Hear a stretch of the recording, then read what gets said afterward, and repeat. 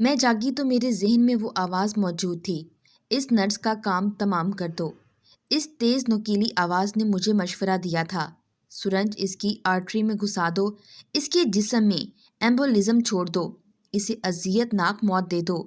مجھے اپنا نام نہیں پتا تھا، مجھے نرس کا نام بھی نہیں پتا تھا، مجھے یہ بھی نہیں پتا تھا کہ ایمبولزم کیا ہوتا ہے۔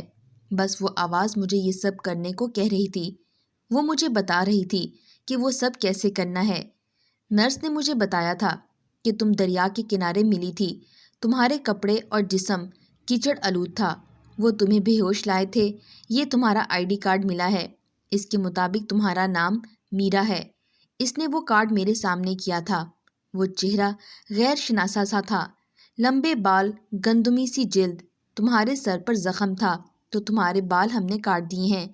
میں نے اپنے ہاتھوں کی رنگت دیکھی، وہ اس تصویر سے میل کھاتی تھی، تو واقعی وہ میں تھی۔ اس کمرے میں پانی بھر دو تاکہ یہ سانڈ جیسی نرس ڈوب کر مر جائے۔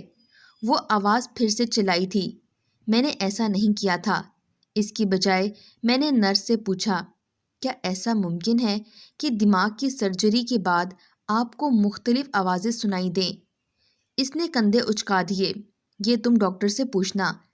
اس ڈاکٹر کے گلے پر ایسا گھونسا مارو کہ اس کی سانس کی نالی بند ہو جائے۔ ڈاکٹر کو دیکھتے ہی اس آواز نے میرے کان میں سرگوشی کی تھی، یا پھر اس کا سر اتنی زور سے دیوار سے دے مارو کہ اس کا بھیجا باہر نکل آئے۔ میں بس اسے دیکھتی رہی تھی۔ وہ مجھ پر جھکا میرا معائنہ کرتا رہا اور آخر میں کہا کہ میں اب بالکل ٹھیک ہوں۔ انہوں نے مجھے 4 دن بعد ڈسچارج کر دیا تھا۔ میں ٹیکسی میں آ بیٹھی اور اس کے ڈرائیور کو مجھے اس ایڈریس پہ پہنچانے کو کہا جو میری ID کارڈ پر درج تھا۔ راستے میں وہ آواز میرے ذہن میں پھر سے جاگ گئی، اپنے جوتے کا تسمہ نکالو اور اس کم بخت ڈرائیور کے گلے میں پھندے کی طرح ڈال کر اس کا کام تمام کر دو۔ میں نے ایسا نہیں کیا، میں نے اسے مطلوبہ پیسے ادا کیے اور شکریہ بھی کہا۔ میرا مطلوبہ فلیٹ دوسری منزل پر تھا، میں لفٹ میں تھی جب وہ آدمی اور چھوٹا بچہ میرے ساتھ تھے۔ اس موٹے بڈھے کو تو دیکھو، اس کا تھیلے جیسا پیٹ، اس کے پیٹ پر ایسی زوردار مار مارو کہ یہ پھٹ جائے اور ساری لفٹ اس کے ناپاک خون سے بھر جائے۔ آواز نے نیا مشورہ دیا تھا۔ میں نے جان بوجھ کر بچے کی طرف نہیں دیکھا تھا کہ وہ آواز مجھے اس کی بابت جانے کیا کچھ کہتی۔ ID کے ساتھ مجھے چابیاں دی گئی تھیں جو انہیں میری جیب سے ملی تھیں، ان میں سے ایک فلیٹ نمبر 22 کی تھی۔ میں اندر آ گئی، سب صاف ستھرا تھا، ہر شے ترتیب سے تھی، بیڈ کی نئی چادر، تکیے، میز پر رکھا لیپ ٹاپ، کچن میں ترتیب سے رکھے برتن، سفید دیواریں، میز پر رکھا میگزین، پھلوں کی باسکٹ، وہ چاقو۔ میں نے چاقو کو اٹھایا اور ڈسٹ بن میں اچھال دیا، اس سے پہلے کہ وہ آواز مجھے اس کے بارے میں کوئی نصیحت کرتی، لیکن وہ خلاف معمول خاموش تھی۔ کوئی بات نہیں، کچھ بھی نہیں۔ میں نے وہی میز پر رکھا فون اٹھایا اور سرچ بار میں لکھا، مجھے آوازیں سنائی دیتی ہیں۔ پہلا جواب جو نمودار ہوا وہ یہی تھا، شیزوفرنیا، تم پاگل نہیں ہو۔ اس آواز نے سرگوشی کی تھی۔ وہ یہ پہلی بار ہوا تھا کہ اس نے مجھے کسی کو مارنے کے لیے نہیں کہا تھا۔ میں اس کے بارے میں سرچ کرتی رہی، میں نے اپنے نزدیک ڈاکٹرز کا پتہ کیا، مجھے اگلے دن کا وقت ملا تھا۔ گھر سے ڈاکٹر کے کلینک تک مجھے 9 چہرے دکھائی دیے جن کے بارے میں اس آواز نے مختلف سزائیں تجویز کی تھیں۔ ایک کے بارے میں کہا کہ اسے ٹرک کے آگے دھکا دے دو، دوسرے کے بارے میں کہا کہ اس کے منہ میں پتھر ڈال کر زبردستی نگلنے کو کہو، اس عورت کے بارے میں کہا کہ اس پر پیٹرول چھڑک کر آگ لگا دو۔ میں چپ چاپ سنتی رہی۔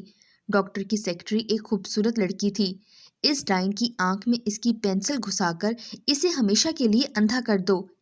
میں نے اسے اندھا نہیں کیا تھا۔ مجھے آوازیں سنائی دیتی ہیں ڈاکٹر، میں نے اسے یہ نہیں بتایا کہ آواز مجھے کیا کہہ رہی ہے۔ اس کی زبان کھینچ کے اس کی تلی پر رکھ دو اور اس کے ہونٹ کھال سے نوچ ڈالو۔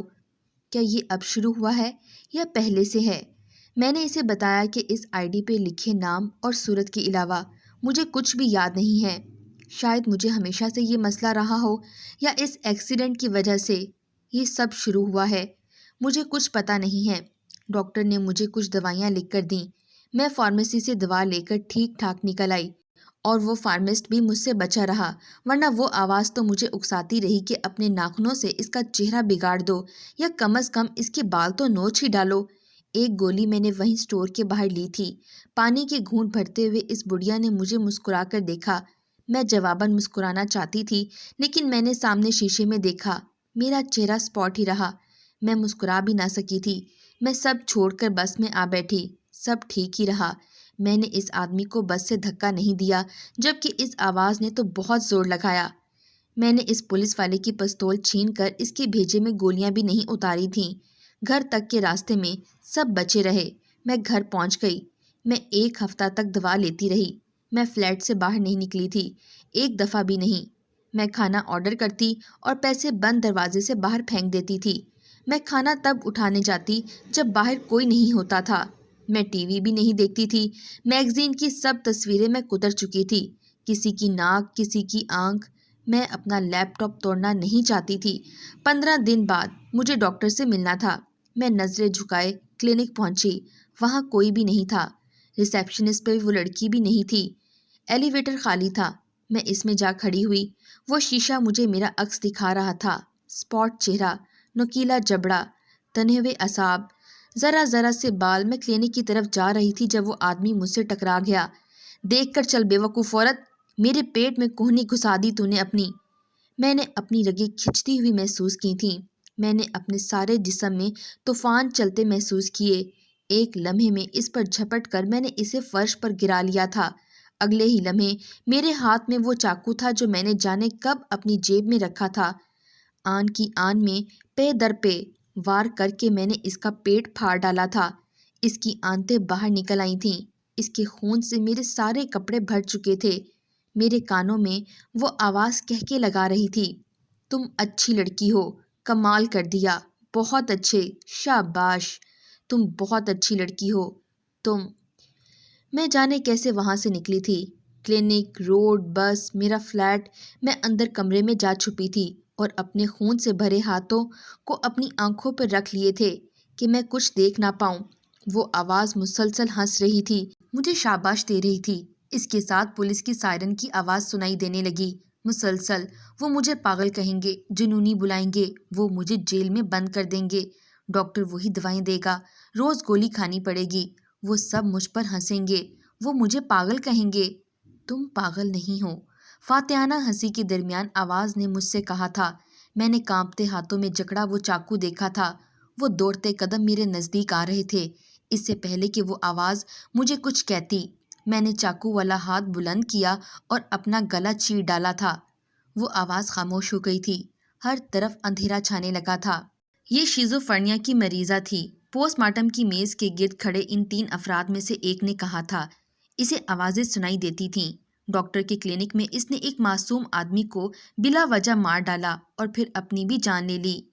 دوسرے نے تعصب سے کہا، ایسے جنونیوں کو کھلا کیوں چھوڑتے ہیں؟ وہ موٹا سا آدمی بولا تھا، انہیں تو کہیں دور بند کر دینا چاہیے جہاں عام لوگ ان کے شر سے بچے رہیں۔ ارے دیکھو، اس کے ناخنوں میں ابھی تک خون کی نشان ہے۔ وہ پوسٹ مارٹم کر کے دیکھنا چاہتے تھے کہ اس مریضہ کے دماغ میں بیماری نے ایسی کیا تبدیلیاں کی تھیں کہ وہ ایسی خونخوار ہو گئی تھی۔ کھوپڑی کا گول حصہ کاٹ کر انہوں نے علیحدہ کیا تھا جس میں دماغ نظر آ رہا تھا۔ اسے مینٹل اسائلم میں بھی تو ایسا ہی ہوا تھا جب… ارے یہ کیا ہے؟ وہ آدمی بولتے بولتے ٹھٹک کر رکا اور حیرت سے اس چیز کو دیکھنے لگا۔ باقی دونوں بھی حیرانگی سے اسے دیکھ رہے تھے۔ یہ کوئی مائکرو فون ہے۔ اس موٹے آدمی نے دہشت سے اس عورت کی لاش کو دیکھا تھا۔ اس آدمی نے کانپتے ہاتھوں سے اس چھوٹی سی شے کو کھوپڑی سے الگ کیا تھا۔ یہ کیا چیز ہے؟ وہ دوسرا آدمی بے یقینی سے پوچھ رہا تھا۔ اس آدمی نے وہ چیز کان میں لگائی اور اسے پریس کیا۔ وہ کھنکھناہٹ سی اس کی دماغ میں گونجتی تھی، اس موٹے آدمی کا سینہ کینچی سے پھاڑ کر اس کا دل کھینچ لو اور اس دوسرے مستنڈے کے منہ میں ٹھونس کر اس کا منہ بند کر دو۔ اس آواز نے اس کے کانوں میں سرگوشی کی تھی۔